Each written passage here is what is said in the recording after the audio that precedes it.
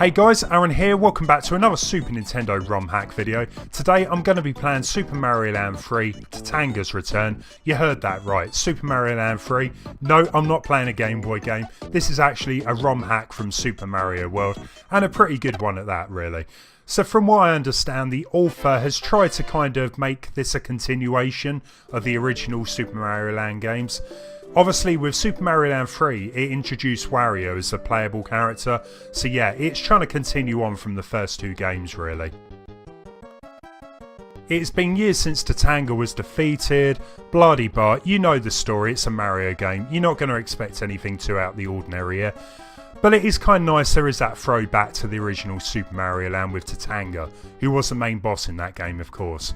So we got a new world map. I'm going to actually just play the first world, maybe take a quick look at the second world as well, see what that's all about as well. So for the first level I'm already kind of noticing a bit of a difference of how Mario controls here. Seems to be pretty responsive.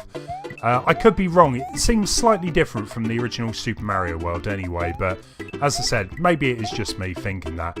Another neat little touch I guess is the way the HUD is operating up on the top left. So it kind of disappears off screen when it's not needed.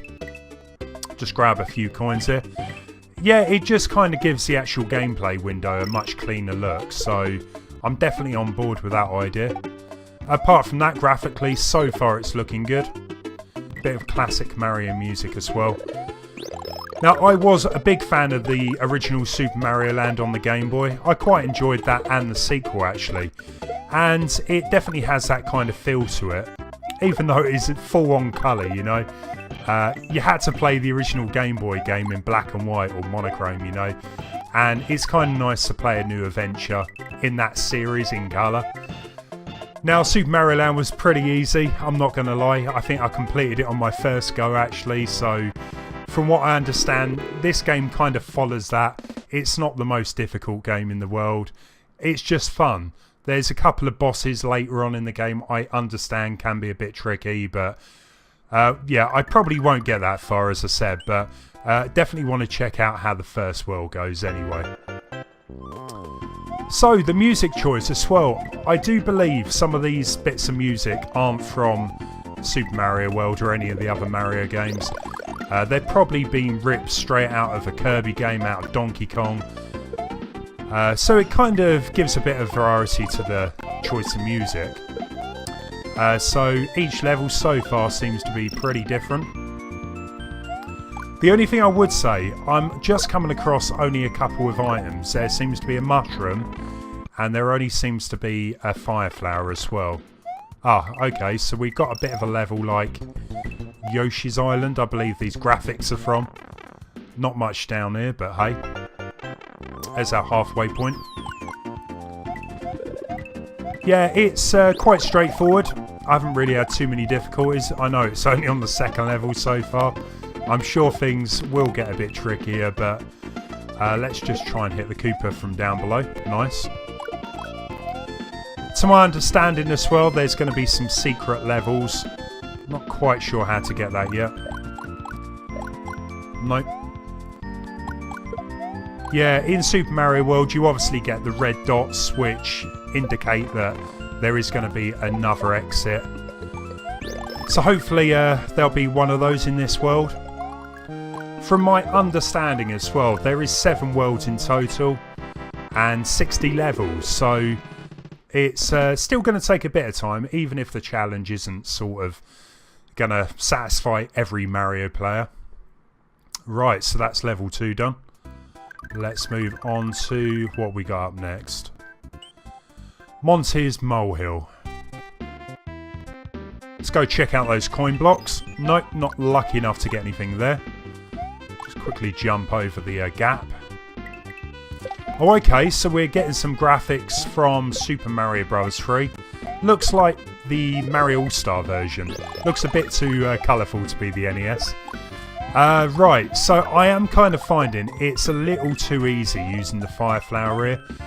I was going to say, I wonder if there's going to be any other items later in the game, but if the author is kind of keeping with the whole Mario Land idea, that game did only have a fire flower and mushrooms, so I can kind of understand why he might have gone with that.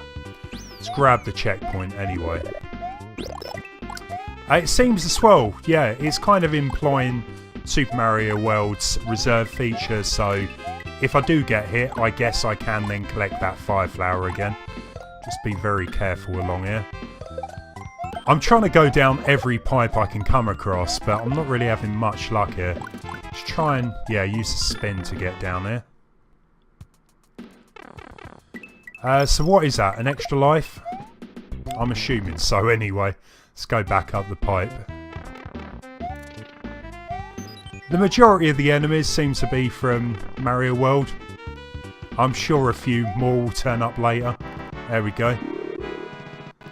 Excellent. Well, I was going to say that would come in handy, but we already had one in reserve.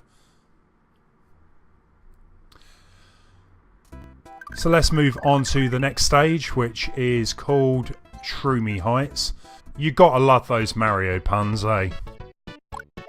Oh, okay, so the level definitely lives up to its name. There is a lot of mushrooms on this one. A bit of an infestation, to be honest. Right, let's just grab the fire flower that I didn't really need.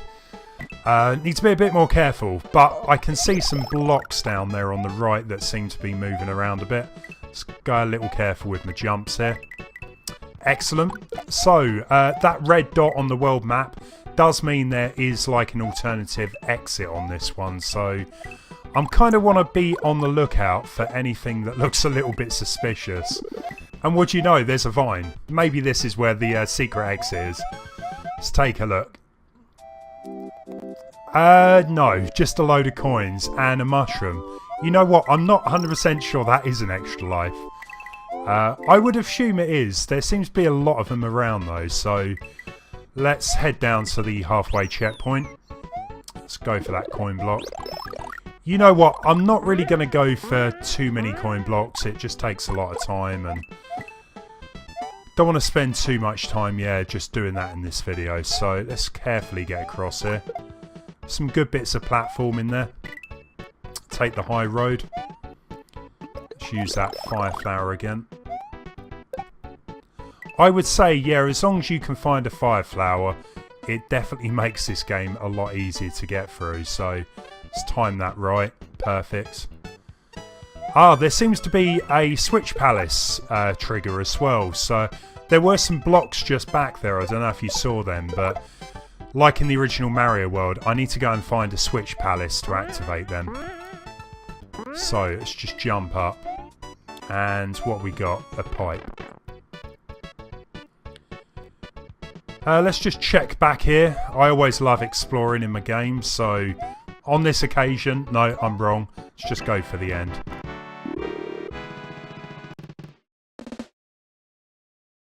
Okay, so I failed to find the secret exit, but I'm going to come straight back in. I've got to find it.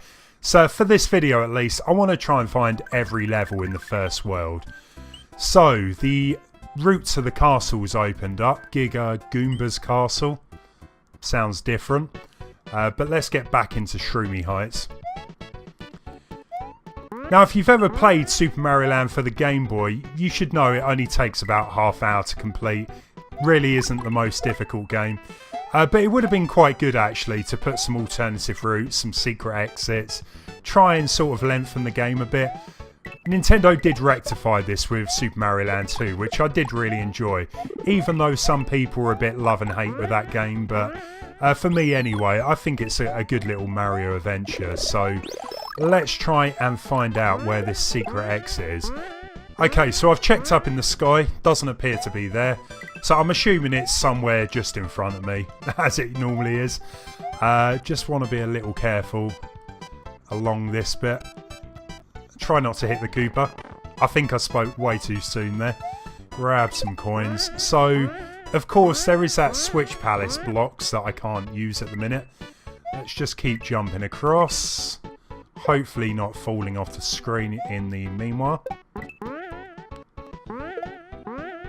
I do love the fact as well you get those bouncy platforms. They are a bit annoying, but they do get you up to higher places.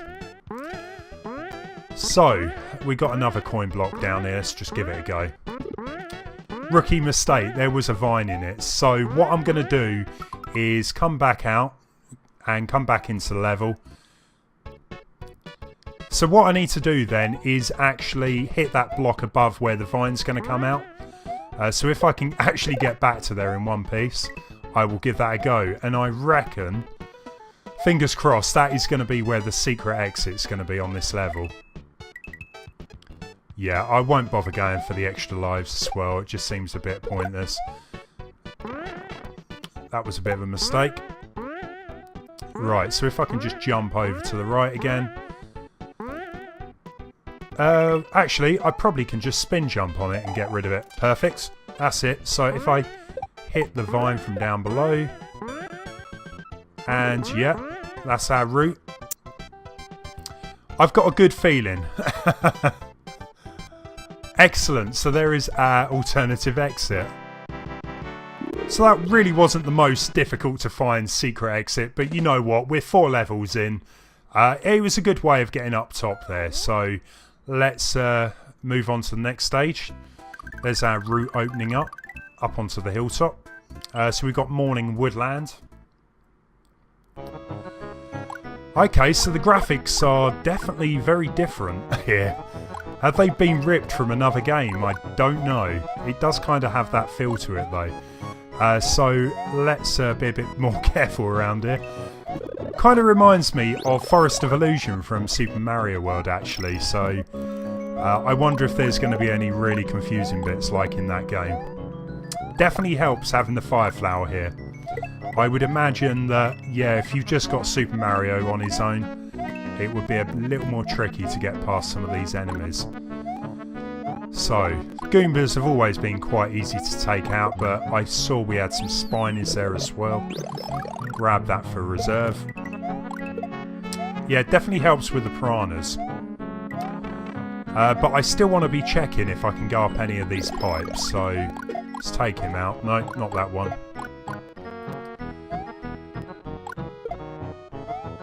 It's got to be one of these pipes up at top, surely. Yeah. The one in the middle. What one would it be? Oh, okay, we got a P-switch as well. First P-switch of the game. Let's just pop this on top of the pipe here. And, yeah, just grab the extra life.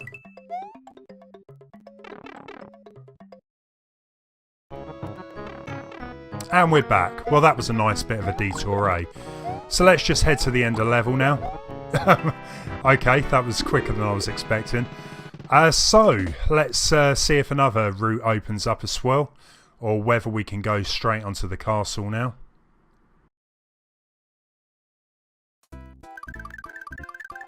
Oh, okay, so we've got the Yellow Switch Palace. So, we've got a couple of Hammer Brothers. Let's just quickly take them out ASAP.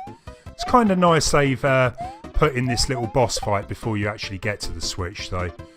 So let's just activate that. Perfect. So that other level where I did get that secret entrance, I did see some of those blocks. So in theory I could go back and utilise them, but we're going to go straight onto the boss. Or the castle, I should say. I'm definitely looking forward to seeing what this castle level looks like. Whether it's going to be, you know, more of the same from Mario World or something totally original. And yeah, I guess it kind of is. So it's kind of weird having the castle area outside, but it's different. Not going to complain there. So we got some Fromps. Let's just jump over him. Grab the fire flower as well. Perfect. So I'm loving all the little Goomba statues around. So the end boss obviously is going to be a Goomba. I can't remember any other Mario game having a Goomba as the main boss, but at least in 2D Mario games. I'm sure someone will correct me down in the comments if I'm wrong there, but hey. So none of the pipes really seem that accessible, so let's get that checkpoint. Excellent. Let's get that fire flower. Now, I don't know about you, but when I used to play Super Mario World, the castle levels and ghost house levels, I guess, I really always looked forward to because they always offered up some extra challenge. So, It definitely kind of feels that way here with the Fromps. That was just stupid, I don't know why I did that. It looks like the Switch Palace has activated a block there. Don't think I can do anything with it, but let's tread carefully across this area. And again, yeah, down here, so I wouldn't have been able to get that extra life without the Switch Palace. So, we've got the boss. And yeah, it appears to be a giant Koopa. Is that actually doing anything? I'm not too sure. It's not flashing. Grab that mushroom again. Let's do a spin jump. Okay. Not quite sure what happened, that Goomba on the left there, but I'm not complaining. The boss is defeated and hopefully World 1's done now.